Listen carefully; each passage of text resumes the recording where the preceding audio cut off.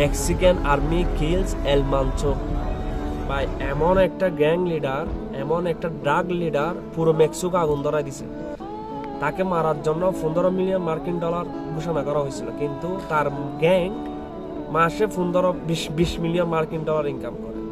পুরো মেক্সিকো শহর আগুন ধরাইছে, এয়ারপোর্ট থেকে শুরু করে সব জায়গায় আগুন ধরাইছে। মানে সে একজন ড্রাগ লিডার ছিল, সে এতটা পাওয়ারফুল ছিল যে তার পার্সোনাল আর্মি পর্যন্ত আছে।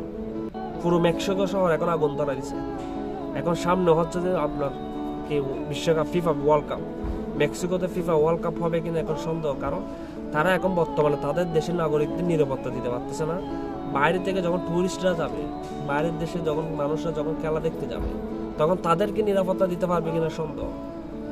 মেক্সিকো আগুন দিয়ে জ্বালাই ফেলছে, পেট্রোল পাম্প থেকে শুরু করে সব জায়গায় আগুন ধরা দিছে। মানে সে এতটা পাওয়ারফুল একজন ড্রাগ লিডার ছিল মেক্সিকোর মধ্যে। আপনারা দেখছেন কিনা জানি না, আপনারা দেখে থাকলে অবশ্যই কমেন্টে জানাবেন। কি পাওয়ারফুল একজন মানুষ, গ্যাংস্টার, পুরো মেক্সিকো আগুন ধরাই দিছে।